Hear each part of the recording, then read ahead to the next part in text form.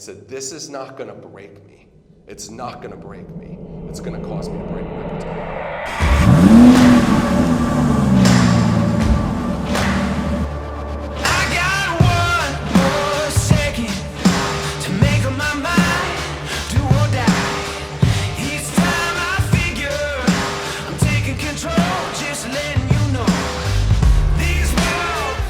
I'm going to give this thing 6 months. Quit now. Quit now. Save yourself the trouble, because listen, you got to be a whatever it takes for as long as it takes sort of person. It really is a dream. A legacy, you would call it. Yeah. It's the start of a legacy, right? And stuff is part of a legacy. Leaving things to people, I think, is important, right? The Bible says a wise man leaves an inheritance for his kids' kids, but I believe an even wiser man doesn't just leave things to people, but they leave things in people. I'm about to even the score.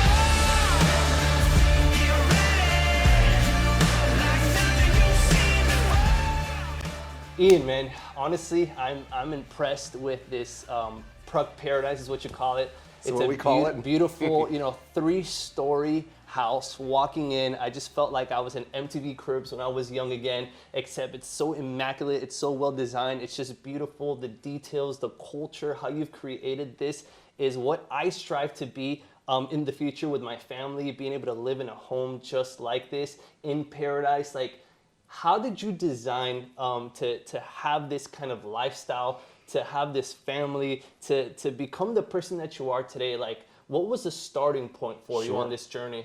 Well, I'm excited to be here. Episode number 1, baby, right? Yeah, this is gonna be a great one. Let me preface it with this. Like I always tell people, Chris, I feel a lot like a turtle on a fence post, right? I didn't get here on my own. And I had a lot of great people around me. My family has been unbelievable. My wife has been an amazing partner and support system since day one. I had the grace to be connected with so many great leaders and so many great business people and people who took an interest in my life, who saw some potential, who saw some raw material and were willing to help me mold that raw material into something that could be used to serve a lot of people. And so that's ultimately where it started. And the house that we're living in right now, the view we're looking at, that's the Gulf of Mexico. Right across back there is Lido Key. We're on Siesta Key. And like from the very beginning of my entrepreneurial journey, I always wanted, one day I wanted to live on an island, be able to wake up every morning, open my balcony door, go and sit out and look at the ocean. So what we're looking at here is literally a manifestation of 15 years of continuing to push myself when I didn't feel like it, when it didn't look like it was going to work, when it looked like there was no hope, when it looked like it was going too slowly, when I wondered if it was ever going to happen for me. And I would remind myself, I had pictures of this sort of thing all over the place. I would remind myself, this is what you're working for. And ultimately, it wasn't what I was working for, right? In hindsight, I was working for the people that I was able to serve, the people that called me coach, that called me leader, for all of our clients, for the people that we made a difference for. We were working for all those people. We were working to make life in the world a little bit better place. That's what we were really working for. But in the beginning, that's what I thought we were working for. And this stuff's just a byproduct of having served a lot of people for a really, really long time and not being overly concerned with what I wanted in the moment, because there were so many times I wanted to quit, so many times I thought, yeah, and I'm just going to pack up the towel. It's too hard, it's too difficult, it's never going to work, it's going too slow. And lo and behold, here we are all these years later, and I am really living a dream. It really is a dream. A legacy, you would call it. Yeah. It's the start of a legacy, right?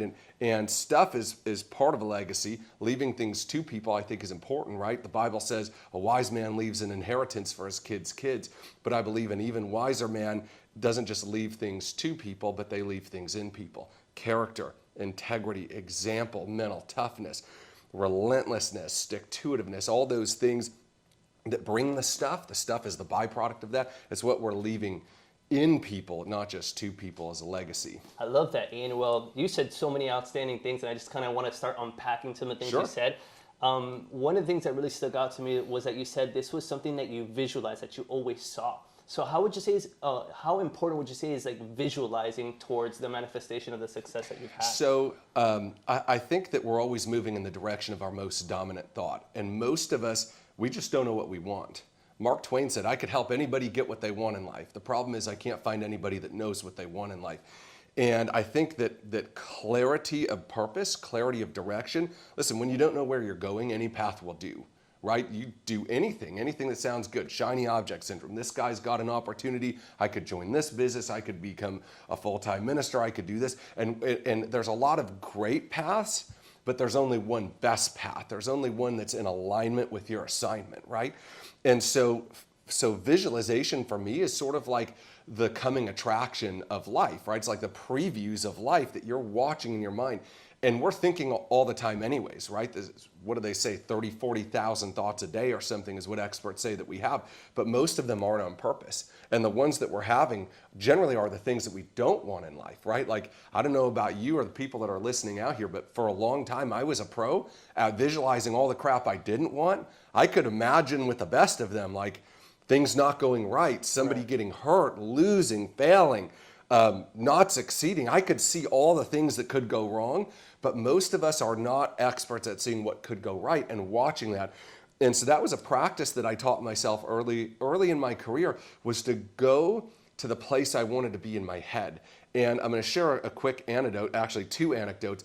And one of them is sort of cliche, but you've probably heard it before, that Walt Disney died prior to the Epcot Center in Florida being done, the big ball and all of that. He passed away during the middle of the construction. And at the park's grand opening, Walt Disney's widow and a bunch of, obviously, their corporate people were there, and there was a bunch of news reporters and cameramen, and Walt Disney's widow was speaking, and after she spoke, one of the cameramen and reporters said, it's a shame that Walt couldn't be here to see this. And she said, Walt saw this 100 times before any of you even knew that it existed, because all things are created twice, first in the mind of man, Yes. and second in reality. So that's the first thing that I would tell you. The second is a story I heard that I learned early in my career. One of my mentors taught me this. And it was about an Olympic diver. And it was a real story. He was the 10 meter, so the big, like 33 foot up in the air, right? Okay, big high dives. And it was his last dive, and this guy had to have literally a perfect dive to even medal. His first 2 dives didn't go well. Wow. It had to be perfect. Wow. And so he got up there, and he was going to launch backwards. So his tippy toes are standing on the edge of the board. He's looking backwards. And That sounds there's crazy. a billion people watching him on TV, right? This like before the internet, right? So everybody's watching this on TV. And he stands there for what seems like an eternity, 20, 30 seconds, hanging by his toes off the top of a 10-meter board, the biggest dive in his life. His entire life, he's worked for this moment, right? No pressure. And Talk about pressure. Yeah, he's standing there for what seems like an eternity. Finally, he jumps. And no splash, he enters perfectly and got near a perfect score and ended up medaling. And a reporter came and asked him, he said, Greg, what were you thinking about up there when you stood here for what seemed like forever in front of a billion people in the highest stakes dive of your life? Every morning, every night, every diet choice you made, every curfew you followed, everything you gave up came to this one moment. Yeah. What was going through your head? He said it was easy. I was watching the dive 10 times over in my head. Wow. Every nip, every tuck, every twirl, every entry, perfectly. Because after I've watched it perfectly 10 times, the 11th time was no big deal. Wow, that's powerful. And that's the power of visualization. I've never heard that story before. I've heard how, a lot of successful people have been able to visualize themselves into success by imagining the things that they want, whether it's a car, whether it's their home, whether it's their business, whatever it is. Like you said, it starts with the mind. And researchers say that we think about, 70 to 80,000 thoughts, and 80% of them are negative. Yeah. And even 90% of those thoughts are from the day before. So most people put their energy subconsciously into things that they don't want, and then they figure out why they get it all the time, right? So the real key is to be able to focus on what you do want and visualize the things that you want into your future, so you can attract that and manifest that. Yeah. So my question to you is, did you have a practice, a ritual, something you would do in the mornings to visualize yourself, to prime your brain into actually vividly experiencing those things before Sure. you had them? Yeah. What was that process like? So I did really 3 things, and they weren't all at the same time. They sort of evolved as I evolved. But the first thing I did is, you're writing your goals and your affirmations. I wrote goals every morning. I wrote them every night, and I spoke them out loud. I am, I have, I do, in present tense, as though I was already owning that person and those habits that I wanted to become and create.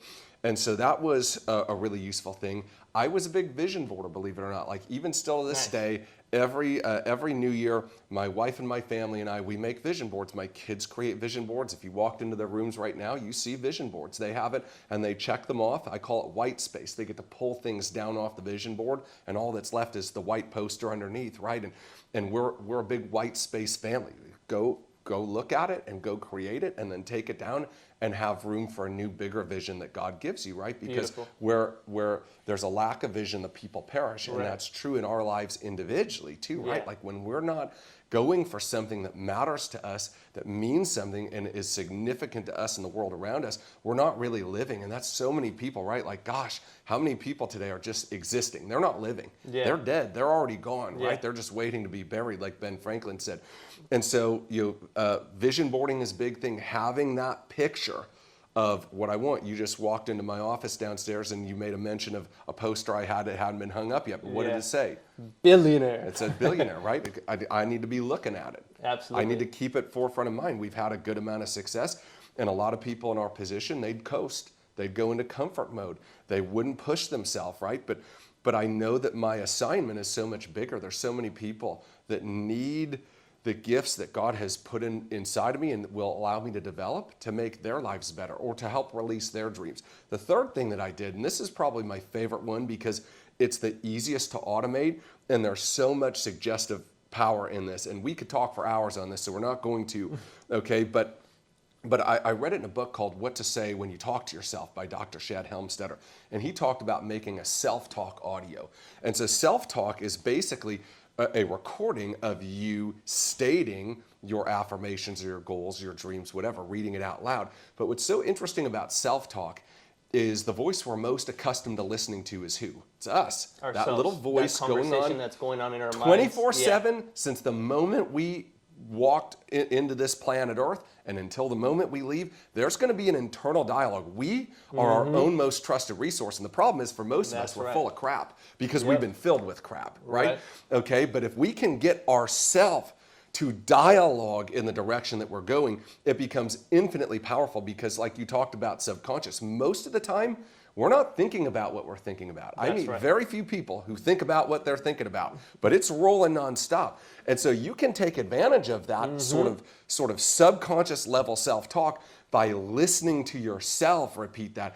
And so you can make, and I've done this for years, a little 5-minute audio at the beginning of every year. It's got a handful of goals, 5 F's, faith, family, fitness, finance, future self, right? Love that. All the things that it's outcome goals. What am I going to accomplish or do? And then it's input goals. By what mechanism daily am I going to accomplish those things? Absolutely. And I create that self-talk. I say each sentence or each idea 10 times, takes about 5.5 minutes. And Chris, what's so amazing is you drive around in the car listening to it, you put it on your earbuds on a bike ride, you can listen to it all night long and just soak your subconscious in the direction of your destination instead of soaking your subconscious with only what you're surrounded with right now. So those were the 3 things that I have done or continue to do that help me stay top of mind, right? Out of sight, out of mind. Okay? And so I want my mind focused on the picture of what my life's going to look like, not where I am now or where I've been in the past. I love that. And I think that's super powerful, guys, because it's our most dominant thoughts are the ones that tend to manifest. And since I walked into this house, I'm a very detail-oriented person, and I visualized coming in here and just seeing so many spectacular things, which is what I see everywhere. You have different quotes, different posters, and they all mean something. What they're doing is priming the mind, right? Our minds can be primed in the environment that we're in, and it sparks the reticular activating system, which filters out the things that we want to move most towards. So we have things about becoming a billionaire in your office, right? So you're always thinking, how can I add more value? How can I become wealthier? How can I scale my business? How can I grow my company to get to that $1 billion mark? So you're constantly focusing, your dominant thoughts are, how can I get to that $1 billion mark so I can help the most amount of people out there, right? In your son's room, there are things about faith, things about God. And that's what gives them the values, right? Every single day to walk according to the word and be a great son with the principles that you've instilled. So it's so important to be consciously aware of what we're consuming, the environments that we're surrounding in. And like, there's a quote that says, that Tony Robbins says, like, always stand guard at the door of your mind. So that way the thoughts that don't serve a purpose, that are not aligned with your destination, you cancel them out. You literally cancel them out, rebuke them, declare them, remove them, and then fill yourself up with the thoughts that you do want to experience. So that way you begin to live in that reality. Yeah. So I think that was super powerful, and thank you so much for sharing those different processes, because I know that a lot of people that are watching this right now are maybe battling with negative thoughts. Maybe the inner critic, the enemy, is just trying to tank on their identity, tank on who they want to be, tank on their dreams, or maybe their friends are talking them out of those things. But I feel like success is our duty, it's our responsibility, and we got to work in ourselves and in our mind to really break out of the matrix, and that way start living in the direction of our dreams, so we can build that legacy just like you have. So one of the things that really stood out to me here was that you are very aware of your goals, the direction that you're going to. You're constantly working on your mindset. And you talked about, you know, there was times where you wanted to throw out the towel, right? There was times where things were challenging. There was times where you wanted to fail, that you wanted to give up. Can you talk a little bit about one of the biggest challenges that you had throughout your career? I know you've been able to accomplish so many things. But what was that time that you wanted to maybe throw out the towel? But did you think about something? Did you visualize something? What did you say to yourself to empower yourself, to give you that energy, the drive, the motivation when, you know, there was nothing else maybe to live for, or there was no motivation? Maybe you were like, hey, I guess I have to like be conformed to the system like so many people are, and they just give up on their dreams because they seem so far away. Like, what was the catalyst for you? What was that thing that sparked that change for you to keep going despite the challenge? Sure. I would say remembering why you begin when things get tough, because we always start a path for a reason. We don't just randomly walk, at least hopefully you're not randomly walking, right? Okay. And so remembering why I started, I'll give you a couple of examples. My first year and a half in business, I can remember staying up at night in my bed, nervous, my heart beating fast, feeling like I couldn't breathe. And when was this? This is my first year and a half in business. This is 15, 16 years ago. Newly married, we're in our first house, and my wife's like, what's wrong? And I'm like, I don't know where I'm gonna get even one more client. I don't know how I will stay in business one more day. Wow. I don't know, I'm at a loss. And I just felt the weight of the world, right? I'd left my job, I didn't have insurance that from my job, I had to pay for it. We have a new baby coming. Oh my God. It's like the weight of the world's on me. I'm 23, 24 years old, never been in business before. And it just was like crushing. And she would say to me, what else are you gonna do? Gonna go back and get another job you hate? Figure it out. That's what she would tell me. Like, I'm like, thanks, right? And that was the tough love that I needed, because she was right, figure it out. How bad, when you are faced with a situation that is painful, unpleasant, negative, what the world is asking you, what God is asking you is, how bad do you want what you said you wanted? Because the goodies in life don't go to people who'd love to have it or would be nice. It goes to the people who will put it all on the line day in and day out for however long it takes, not 6 months. Some of you out there watching, like, I'm gonna give this thing 6 months. Quit now, save yourself the trouble, because listen, you gotta be a whatever it takes for as long as it takes sort of person. And those moments, they were scary, but they taught me that if I was willing to go do the work and I was willing to get better, that things would get better. Things would get better when I got better. So that was one of the examples. And that happened to me all the time. Like for a 6-7 month period, 2-3 nights a week, I felt that way. Fast forward a few years later, I had a bunch of stuff going on in the business. We were rocking. I just bought a new house, and I had like a mutiny on my hands. Literally, I lost about 8 or 9 of my top performers all at the same time to some like, Judas Iscariot sort of guy, right? Leading them off to the slaughter, right? He had this great idea and he was going to do all these things, and it ended up failing, right? Burning in flames, but not before he could take like a bunch of my top he producers. sold them the dream. Pretty much. He sold them a fantasy. It wasn't a dream because there was no reality to it. But my production and my income, Chris, literally dropped in half overnight. What took me 5 years to build, cut in half overnight. And I remember calling a mentor. I'm like, look, I've got another kid on the way. I just bought this new house, which was a large expense for me at the time. And I felt like I got punched in the gut. You know what I mean? Like, here I am, I'm trying to do things right. I'm believing in people. I'm giving everything I have to these people. And then they just go and, stab you like that. And I felt so down and I wanted to give up and it's not going to be worth it. And I don't want to have to keep doing this over and over. I had this like little pity party, right? And then, what I did is I said, hey, nobody's going to do what I'm doing right now. I'm going to learn from this. I'm going to get better so this doesn't happen again. I'm going to work twice as hard as I worked the first time to get. I resolved to not let that break me. I love the quote by, I think it's William A. Ward that says, adversity causes some men to break and others to break records. And I held that. I said, this is not going to break me. It's not going to break me. It's going to cause me to break records. I put my head down. I went to work. Within a year, we had grown that income back and then added another 6 figures on top of it at the time.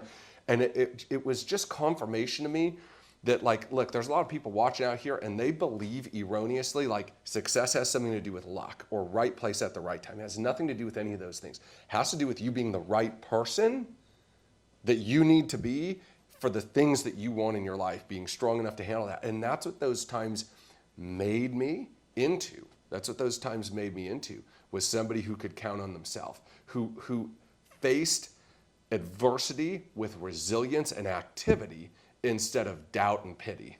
Got it, man. Wow, that's actually so scary to be in a position where, your income dropped in half. You thought you were losing it all. You had pretty much no motivation in yourself because you felt like a failure at some point. And you had, thank God, a very powerful woman to encourage you, to help you see those things in yourself that you couldn't see, and gave you that tough love for you to develop new beliefs, right? You told yourself, I got to have a whatever it takes mentality in order to get this done. Like, failure is not an option. I will not give up. And you empowered yourself by developing new beliefs, and that allowed you to take new actions and get new results, and you were able, as a result, to grow your company. So I think that's a beautiful thing. That's amazing, guys. I think it's very important to realize that one of the ways that you can really shortcut your own success is by thinking about, right, the destination and the outcome. You need to become that person, right? And then start working on the way backwards. So when you get challenged, you struggle, things get difficult, you think about your future self. Like, what would they do in this position? How would they resolve that? How would they be resourceful? What kind of actions would they take? Right? And that'll allow you to make new decisions. So you start to speed up and actually get towards your destination much faster. That's so good. So good. So you're talking about they're like dealing with adversity and frustration and challenges. And what I always tell people is that's par for the course on any journey of leadership, because it is exactly the thing that we don't like, the frustration, the challenge, the adversity, that causes us to become strong enough to bear the weight of leadership and influence, right? Because God is so gracious to us, He's not going to give us something that would destroy us. And the fact is, until we've been through the school of hard knocks, until we've had to fight and scratch and claw for what we want in our life, we are not strong enough to handle that blessing, and it would become a burden. It's like lottery winners, right? Right. Okay, that blessing, that thing that would have been a blessing, or they thought it would have been a blessing, that was going to change their life, give them that ticket. But it wasn't a blessing. It was a burden because they were not prepared for the responsibilities, the weightiness, the influence that came along with those things. And so the only way you create that is through the trial. It's through the adversity. There is no easy path there. If it's easy on the way up, you're soft at the top, and the gravity crushes you. It crushes you. And how many times do you see that? You see that in sports stars. You see it in movie stars. You see it in all sorts of people. Not that they didn't have to pay a price for success, but where success comes on people rapidly or out of the blue, or for being really, really great at one niche thing, but maybe not the rest of life, and it crushes them. Yes. And God loves us. God loves you too much. Amen. To give you the things that you think you want, that He knows that you are not ready for yet. And so the next time, it's so interesting. The Bible says when you face trials, count it as pure joy. It's like, what sort of hogwash is this? Yeah. But it's true, because those trials build in us perseverance, and perseverance builds in us character and integrity and weightiness of soul, so that we can stand up and hold firm under the weight of the leadership, influence, and responsibility that's going to be ours one day. That's powerful right there, man. That's right. Sometimes we're premature, or we try and get that golden ticket, that easy access. I see a lot of guys including myself, I fell for the trap, trying to make the money fast, right? And what I've learned throughout my personal journey is that there's no shortcut to success. Like, you can't build a castle made out of sand. And when you try and take the easy way out, or things that sound very fast, they're typically made out of no substance. There's no solid foundation. There's no solid ground for you to build upon that. And as soon as the first storm, the first challenge, the first struggle, that's where everybody wants to throw the towel. But the power really lies into being able to grow through what you go through. Yep. And learn from those experiences and immerse yourself into those situations that are going to push you out of the comfort zone, put pressure on yourself to show yourself who you truly are, what you're truly made of, and what you can accomplish. Because if you're here to build a legacy, to go after your dreams, right? If you have a big purpose, God has called you to do something great, then there is 100% chance for you to go through trials and tribulations. And you have two choices. Either you face them and you confront them, as uncomfortable as it might be, or you go back into conformity and you take steps backward. And that's where all the misery truly lies. That's the position where the enemy wants you to be, running away from that. Yeah. And it's really powerful that you said that, because as leaders, as legacy builders, we have to be very aware of the things that we're going through, so that way we can also empower other leaders in the process who might be going through the same thing, to help them get out of those situations and then create a really massive impact as a whole. Pressure is a privilege. And most people spend their entire lives trying to move away from pressure, trying to move away from accountability, trying to move away from things that don't make them feel good. But it's those things that make us into the people that we need to be. And I love what you're talking about. If it's easy, it's sleazy. That's something I've always told people. I love how you have all these analogies. We have a conversation over lunch, and I said, man, I'm working really hard right now. And it's stressful in some ways, right? And I paid a lot of price to be at a place in my life where I don't have to. But I choose that because I know the value that that's bringing, right? I understand that the pressure is not something to be avoided, it's to be pursued, right? Great people, great leaders, great thinkers, great performers, they're always pursuing pressure because they know that pressure makes them better. I love that. And by the way, how are we on time right now, Matt? I'm talking to the cameraman, Matthew. Okay, we got about 3 minutes. Just to kind of wrap things around before we take a quick break and get the camera rolling on again. A lot of people, they run away from pressure because they think that success should be easy, should be effortless, it should be something smooth, it's got to come to you at the right time under the perfect circumstances. And they think it's like this whole glamorous picture that gets painted maybe because of social media, or maybe because somebody has told you that that's the way it is. But you really got to check the facts, and you got to check the fruit. You got to see the results of people who truly have built something extraordinary and have reached levels of success that it requires nothing but blood, sweat, tears, challenges, struggles, failures, constant failures, until there comes one point where you finally reach success. It's so interesting because success looks easy because successful people spend a lot of time where it wasn't easy.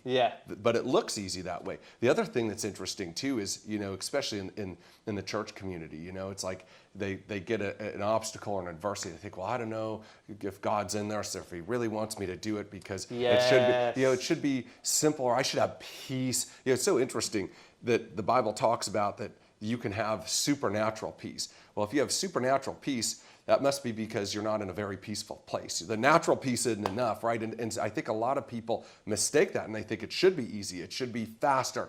I shouldn't feel this way on the inside. I shouldn't have any conflict or tension. And that's exactly wrong. It's terrible advice, and it's the wrong idea. And when we have the wrong thinking and the wrong beliefs, we take the wrong actions and get the wrong results. Powerful, powerful, powerful. Well, I want to add one thing in here. It's very important to know that if you're watching this right now and you feel some kind of discomfort, maybe you've been thinking about the things that you've been doing and maybe it's not aligned with what Ian is sharing with us right now, this valuable wisdom, then maybe it's time to really think about, where did you adopt your beliefs from? Whose advice have you been listening to? Take a look at your results and kind of like audit yourself at a personal level and see, how happy are you with your life?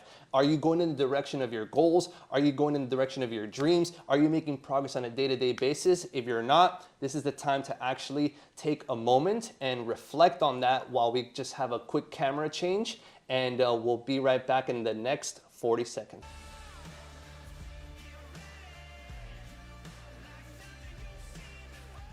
All right, guys, welcome back. Hope you did some great self-auditing. Me and Ian went actually back outside.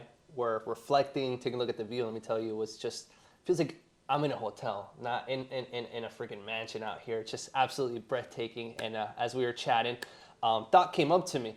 And you might be asking yourself, like, who is Ian? Why should we listen to him? Why are we watching this podcast? Why did I decide to interview him? Well, number one, Ian is somebody that I highly admire as an individual.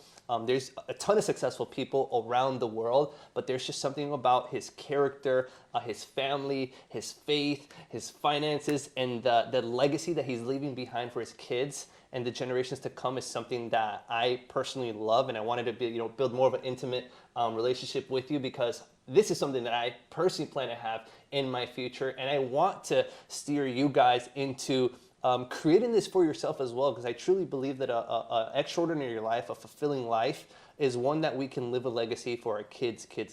So that's why I brought Ian on here, and he's a very successful entrepreneur as well. He's a best-selling author, and he actually runs several different companies. So if you don't mind sharing with us, Ian, like what kind of companies do you run right now?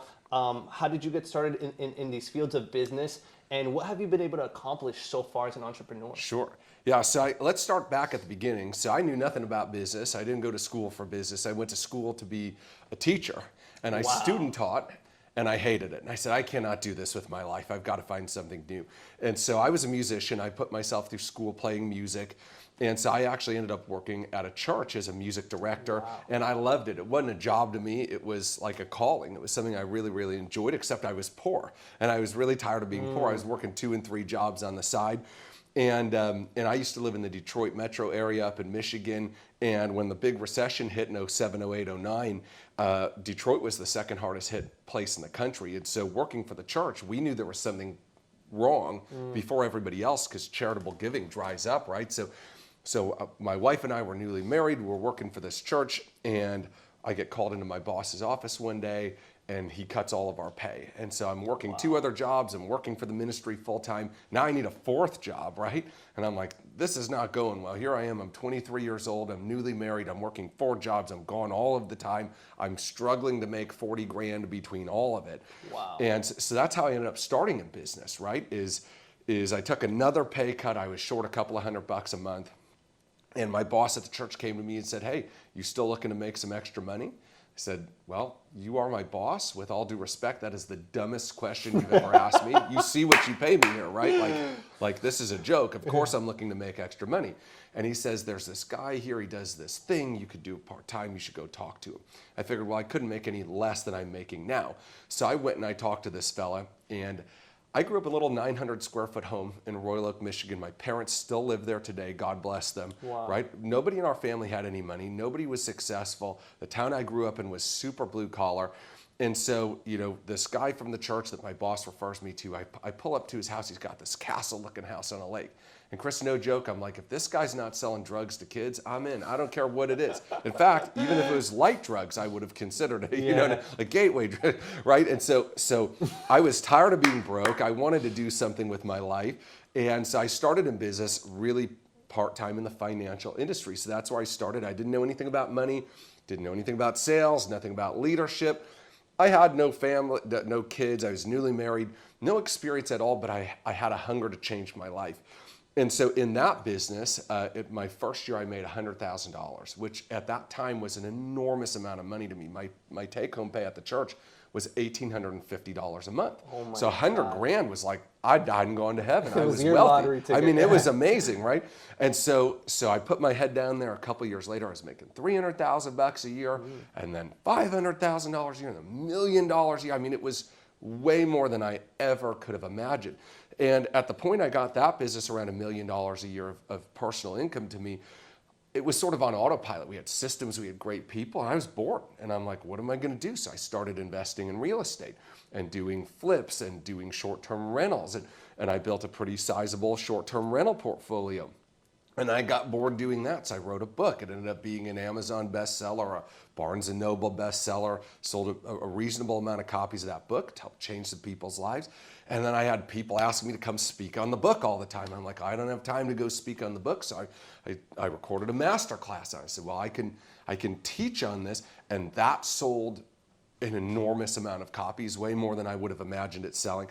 And so then I found people have a hunger for some of this practical knowledge, not guru garbage. Not let me find something flashy and figure out how to pitch it to you so you give me money. No, like hey, here's what I did to go from making $1,850 a month. At that point, I was making a couple of $1 million a year, right? So it was like life changing. Exactly what I did. And So you're then giving like a legitimate blueprint, step by step, personal testimony. here's tactical exactly how I strategies. did it. Yeah. Here's exactly how I did it. And everybody wants the how, and they don't want the who. And that's what I focused on a lot, right? Because look, I was broke, I was overweight, I was unhappy, I had no habits. I had to become somebody worthy of demanding that sort of success from the marketplace, right? And everybody wants to know what I did. And you could do what I did, but if you didn't do it how I did it, it wasn't gonna work, right? It's like, hey, teach me how to drive to LA. Okay, well, from here, you'd go north and west. But if you were in Seattle, going north and west would drive you into the Pacific Ocean. Right. It's good advice paired with the right perspective becomes great advice. Good advice with the wrong perspective is bad advice. Right. And so it was the exact things on how to do that. So I started doing that. And as that started picking up, my social media started growing. And all of a sudden, all these people are asking me to speak for this or do that. I end up building some relationships with a couple of guys that we ended up becoming partners in multiple companies. So we run a business right now together, my friend and I and 3 other partners. This year, it should do $120 million for the year. We just had an interesting offer. I was telling you over lunch, can't disclose it. We just had a very interesting offer on one piece of the business. The business is really three individual entities. One piece of that, we had an interesting offer on the other day. And so we're building that, we're scaling that up right now.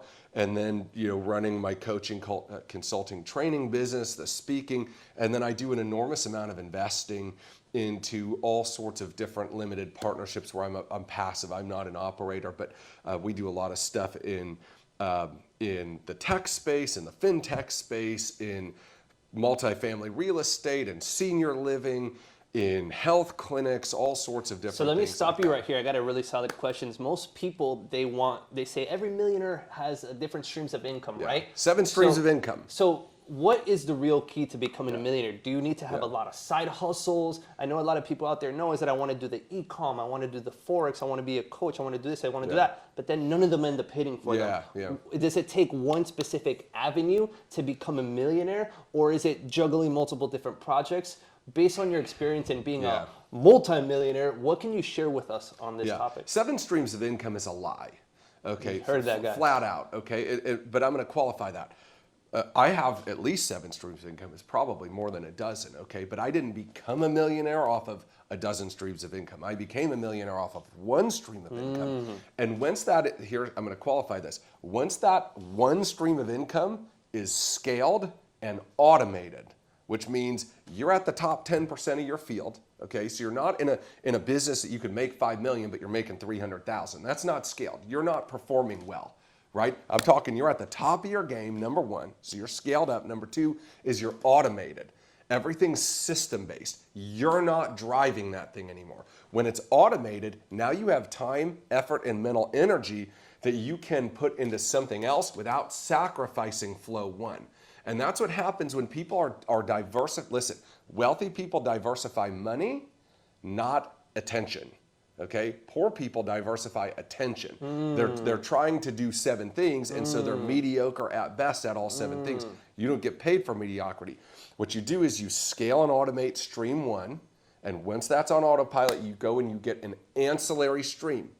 Not something different than what you were doing, something that is a complement to what you were doing.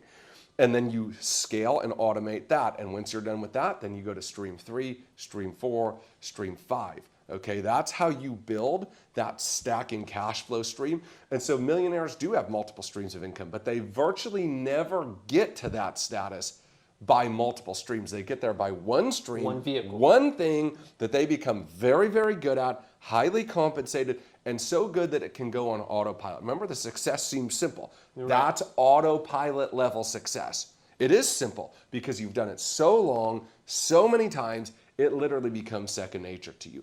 And so I would stay away from doing too many things, because when you do too many things, you do none well. I love that, guys. I think that's such a solid, advice.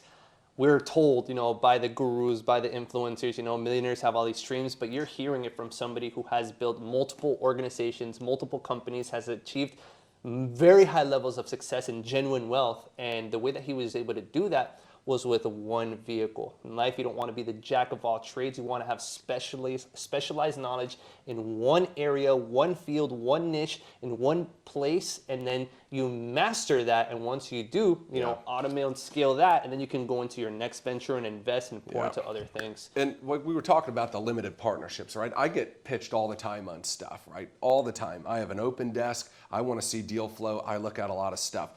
And Chris, I see some really great deals sometimes that I pass on because it requires my involvement. And I take my own medicine. I know that I can't be great here, here, here, and here.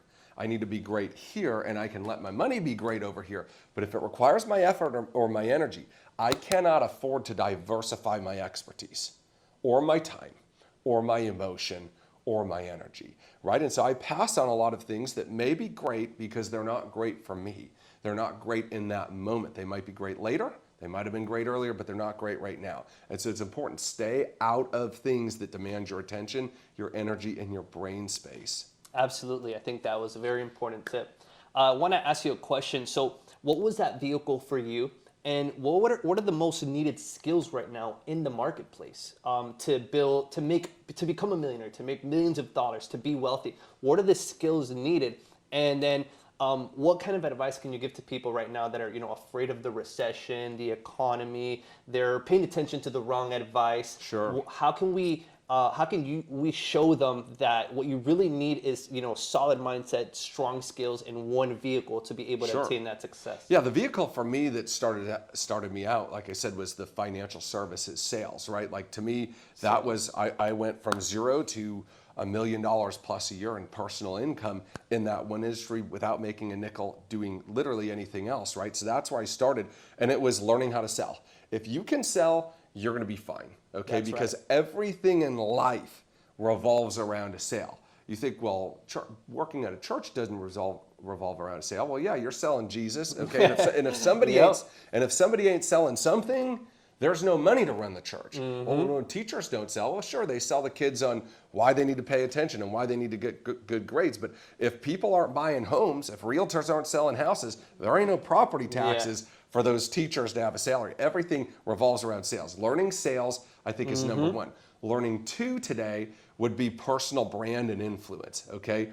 I have never been more convinced and convicted that today it's who you know and the quality of your relationships that opens the doors. I've made more money in the last 2 years than I made in my first 12 years in business combined.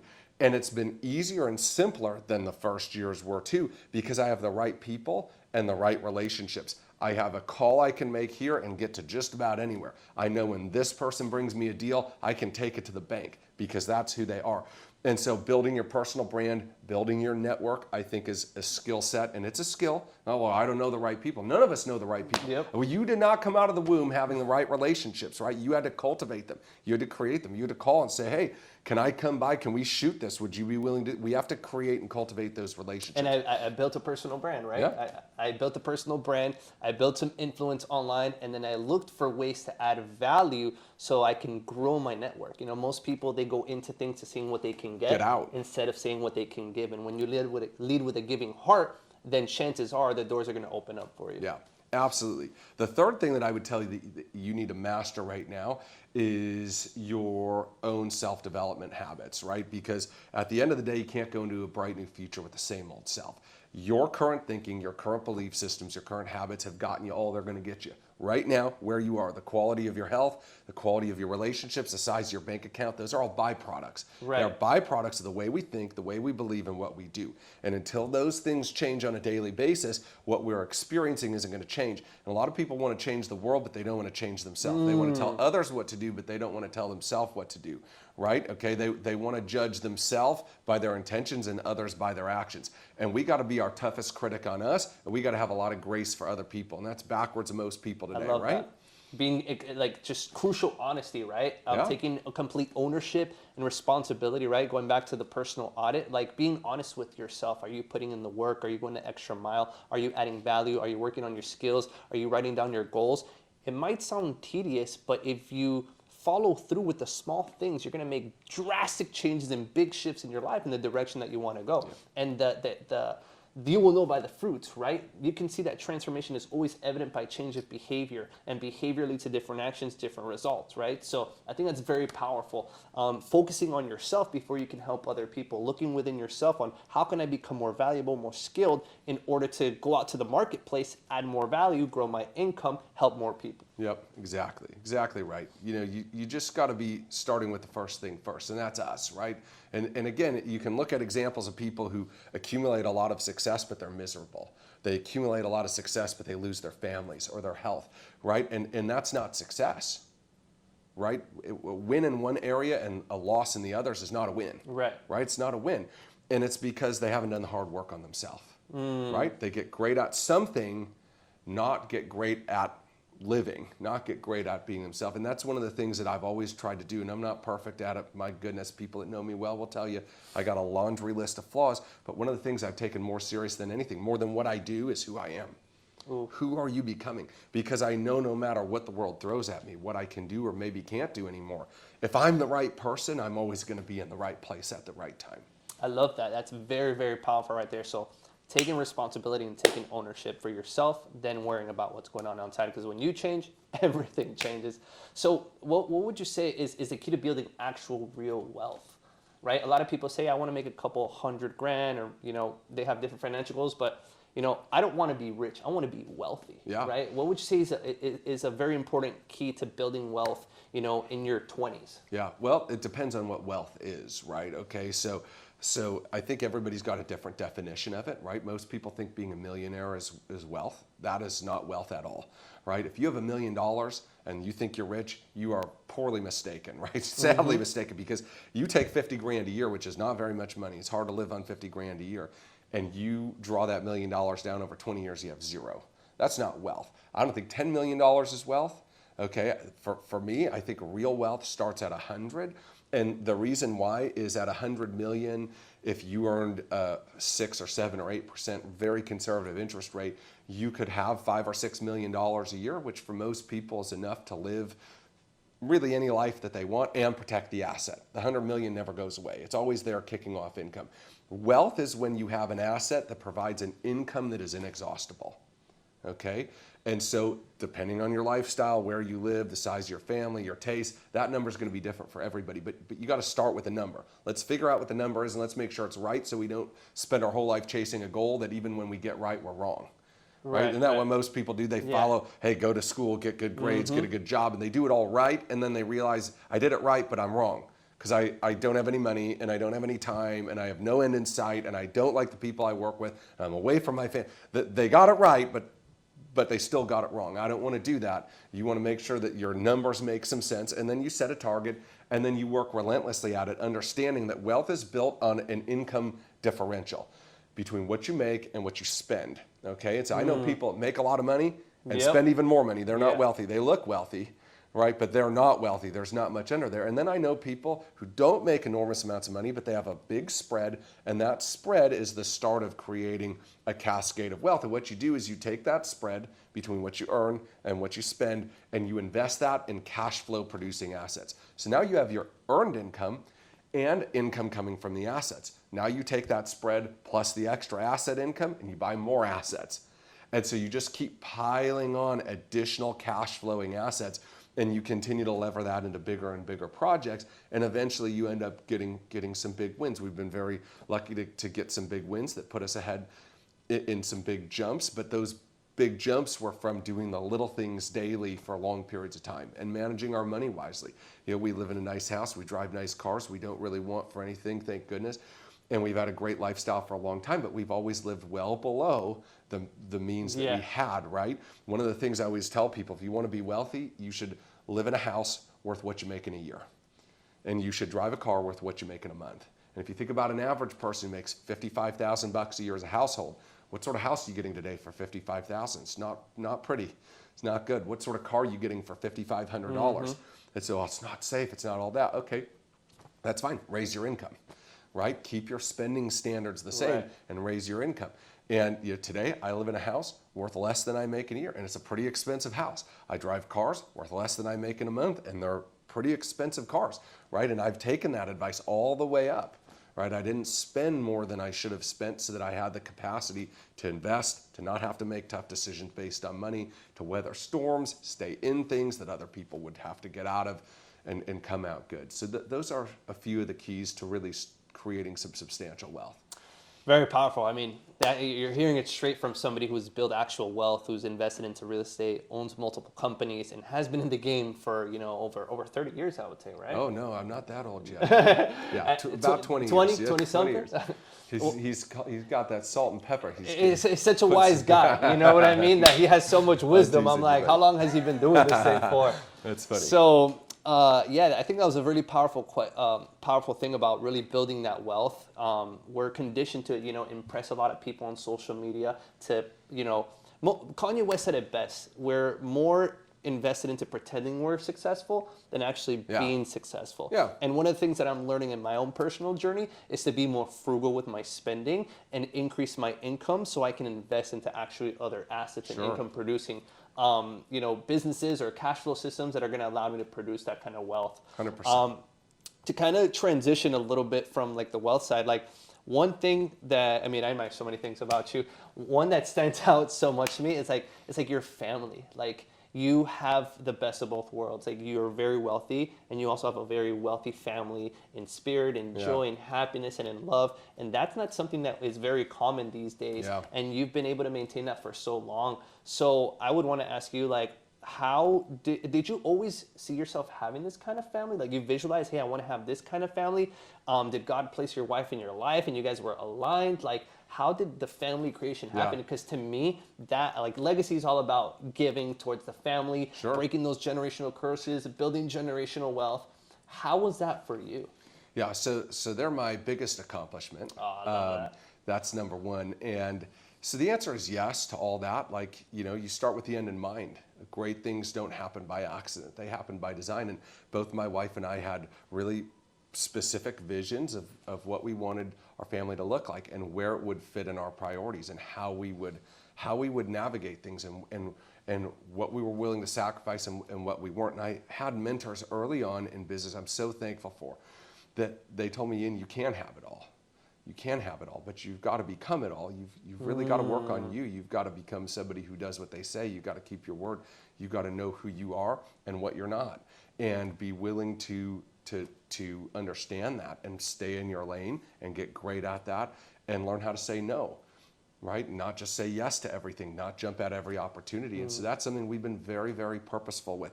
One of my mentors told me, Ian, all marriages are bad, but some people make them good. And I thought, wow, that's so interesting because as human beings, we're innately selfish. We all want what we want, right? Like that's everybody watching this. We're all selfish. And here's two selfish people trying to live together and work it out. And that's why it doesn't work out most of the time, is we never get over that. And what that saying challenged me was, look, all marriages are going to have this, but some people make them good. Some people get over themselves. Some people constantly sacrifice. Some people give more than they take. And I took that as a challenge to try to be that. Have I always been perfect? Absolutely not. You ask my wife, I leave socks around here and there. I didn't clean off her Peloton yesterday. I did clean it, but not appropriately. Not according to standard. Yeah, it wasn't. I had to send a video, a quality control video doing it right. Okay, but it's something we've worked on. We've worked on it a ton. It's been an area where we've put time, we put effort. We've done a lot of counseling. We do a lot of marriage retreats, and we consume a lot of marriage-based content. And same thing with our kids. We've homeschooled them for a long time. My wife, God bless her heart, is just a saint in doing that. But we knew we didn't want them, of the world. Yeah, we didn't want them growing up in a sheep factory. Sorry. Yeah, you know what I mean? Like we wanted them to be taught in certain ways, to have certain values, to have people who really cared. We wanted them to find out what they loved and be encouraged to be great at that instead of being forced into some mold of what every other kid should be. And so, is it easy? No. I pay goo gobs of property taxes here for schools I don't go to, and then I pay for my own curriculum, and then I pay for tutors, and then I pay for, it's a sacrifice. Yeah. Right? Like Everything is sacrifice. We don't what go are you places. willing to give up to obtain something greater? Yeah. What do you really want? Okay, because if you really want it, you'll pay the price to get it. And if you don't want to pay the price to get it, it's because you don't really want it. And to me, my family was one of those things. Like, look, I'm not going to fly all over the place. People ask me to speak all the time. And most of the time it's no. And that's a conflict for me, right? Because I have a gift and I have the ability to communicate, and it's something that makes me feel alive, and I love doing it. But I love them more than I love that, right? Wow. And so it doesn't mean I can't have both, but it means I got to be very selective. It's got to be for the right person and the right event. It's got to make the right amount of sense to do. And if it doesn't, I can't. Sorry, it's nothing personal. Right? And that's just something that I've got to be okay with. And people say, well, Ian, you could grow your brand so much faster if you were doing. I could. You're probably right. And that's where I just need to trust that my assignment and my alignment to that is in God's hands, not in my hands. I love that. And now that we got about 4 minutes here, so what would you say are your values? It's like everything that we do in life is to move towards our values, right? You value family more than you do business. So how would you say you structure your values? Like what's most important to you? That's good. It's changed over time, right? Okay, when I was young and single, it was very different than when I was married, than when I was having kids, than when I had a certain amount of wealth. It was so interesting. It actually changed. For a while, I would say that I had a values around business and finance and family sort of at the same level, and that has had a juxtaposition over the past 6-7 years. Really, as soon as we had enough where I could be okay if I couldn't work anymore, right? My belief system changed. I said, well, I don't need more money. I need more time with them before they get out of my house. Got it. I need more time with my wife before we're 80. I need more memories. I need more things, right? So for me currently, like where my time goes, right? And this is a whole nother discussion, right? Because people talk a lot about balance and the myth of balance, okay? But I think there's 3 universes of balance. The one that everybody talks about is time, right? Where's your time going? But there's also emotional balance and resource balance, right? And so where my time goes, I protect my time like crazy for my personal development, for my family, right? Where my resources go, a lot of resources go into giving and making a difference, where I may not be able to allocate the time, but I can send people who can allocate the time. I can resource other people, right? And then emotionally, I'm going to show up for my kids. My phone's going to be down. I'm going to coach their teams. I'm not just going to sit in the stands on the phone, right? We're going to do things. Engagement. Tonight, after dinner, we've got a family bonfire. Last night, we had family game night. Like, we just prioritize those things, right? So a mentor of mine taught me early on God, family, business, in that order. God, family, business, right? And it hadn't always been easy, and probably from time to time, if you looked at microchasms of time, I was out of balance. But in the grand scheme of things, we've been able to maintain a pretty good balance on that. Now, notice it doesn't say friends, doesn't say hobbies, there's none of that in there, and it can be there. But after those 3 things are taken care of. Those are the top 3 right there. God, family, business, right? And so for me, that's been a mantra I've tried to live by as much as I could. So based on what you're telling me, you value God, family, and then business. Now, for a man in his 20s, like myself, right, should we focus more on actually business and financing and becoming that person that's ready to provide for a family? Or should we search for a partner who we can build an empire with together? Like, what is the best way to go about that? Yeah. If, for example, let's say you're not financially able to provide for a family, or you haven't purchased your first home, right? Yeah. What is the best thing to do in that situation? I think that is a difficult question to answer because it has so much to do with the individual person. What I would do is I would focus on becoming a whole person yourself, and not looking for the ideology of 2 halves make a whole, right? And I need somebody to complete me. No, you need to be completed yourself. And generally what that looks like is a lot of work on you, knowing who you are, what you want, where you're going, what you stand for, what your values are, what you're willing to tolerate, what you're not willing to tolerate.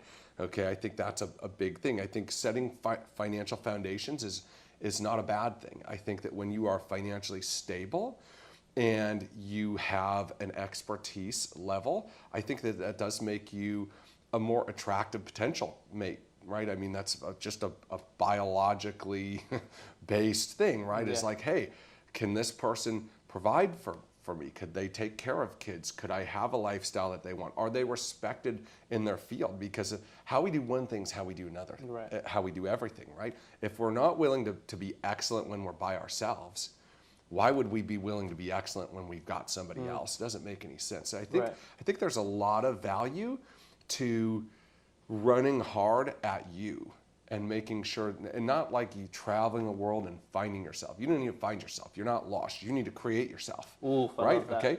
And so creating the you that you want to be. And part of that is mastering something that is going to bring value to other people economically, right? So, when I got married, I was 21. I was a student. I taught music lessons.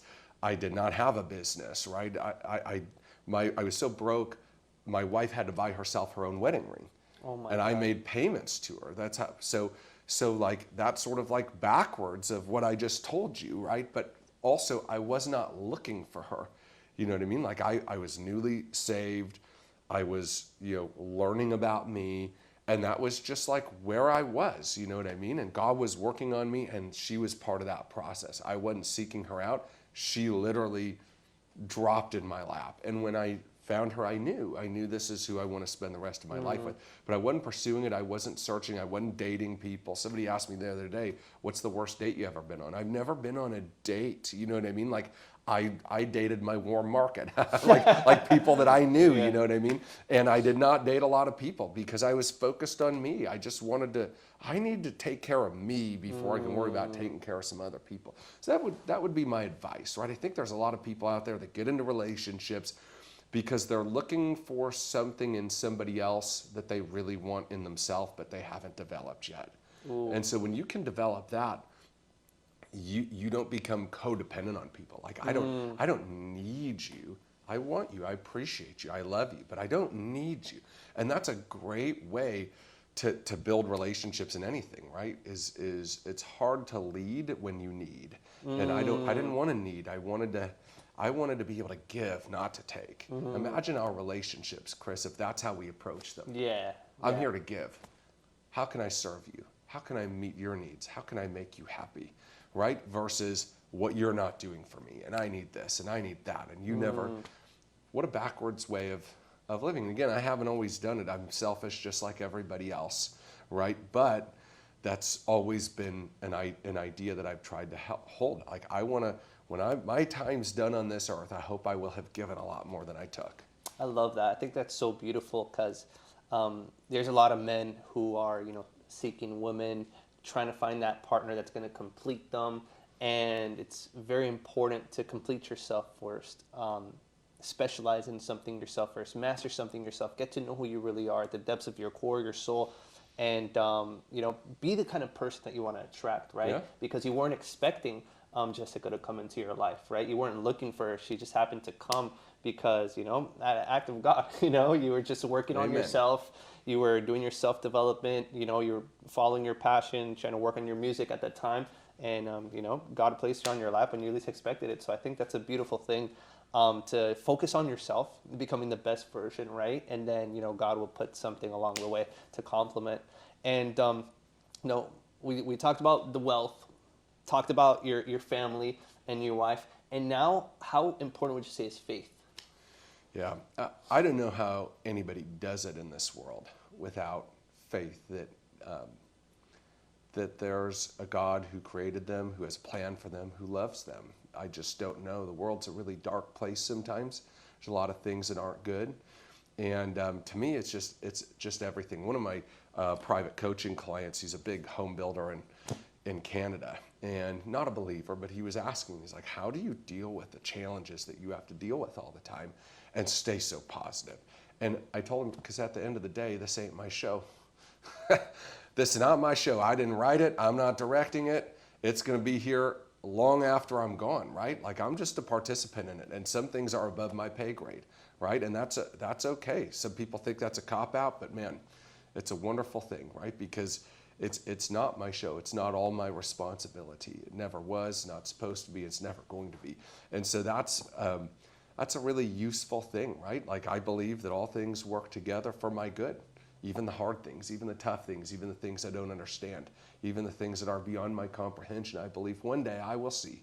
Maybe right now, maybe next week, maybe next year, maybe on the other side of eternity. But I'll see how they were used for good, that it played a role in a play that I didn't write. That's a beautiful thing. I think that faith is definitely always believing in, God to take care of what you can't control, right? Absolutely. Having that trust in Him that gives you the peace that surpasses all understanding, Yeah. to know that, hey, if I give it the best that I can, Yeah. if I live authentically, if I live by my values, if I'm honest and I follow through with my word and what I say I'm going to do, I know, right, that God is going to bless. Yep. Work like it's up to you. Pray like it's up to God. Amen. Amen. Well, man, I've enjoyed this conversation Been a lot of fun. so much with you. Just still being this paradise. I feel like we're in paradise. I feel like we're close to heaven up here.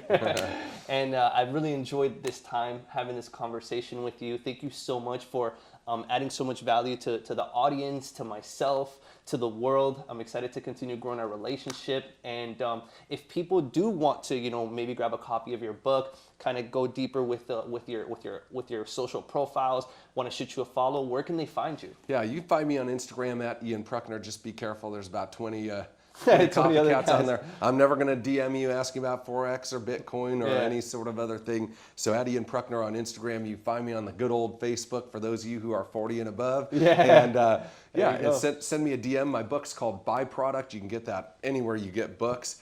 And I've got a podcast out there that you can listen to, and a lot of different opportunities to connect at deeper levels depending on what you need and how I might be able to serve you. I love that, guys. Well, you heard it from Ian. Super excited to just continue growing this podcast, bringing in other guests to here to speak. For a first time, I can say I've been very blessed to have you on here. So thank you so much for, opening your doors, for bringing me into your home, and for, dropping so much value here. I really appreciate it, and I'm looking forward to what's to come in. Likewise. Thank you Thank so you, brother. much. Appreciate Thank you. you. Thank you. Yep. Hey, it's Chris Diaz here, and thank you so much for watching episode number 1 of the Live Your Legacy podcast. I hope you're just excited as I am, because what you're about to witness is a legacy in the making. Inside of the Live Your Legacy podcast, what you can expect is to gain access to real raw experiences and personal testimonies from some of the wisest and successful people who have sacrificed it all to build something extraordinary. So if you are just getting started on your personal success journey, welcome home. And if you've already obtained a high degree of success, we both know there's more room for growth. So in each episode, I will be bringing you to your phone, to your computer, to your tablet, to your home, nothing but the best. The tactical success strategies, the profound insights, and the expert secrets so you too can build or expand your legacy. Guys, I'm so excited, and I do not take your time lightly. I value it, and I want to serve you at the highest level. So if you found value on this podcast, please like, comment, and share with somebody who we can serve, impact, and help on their journey.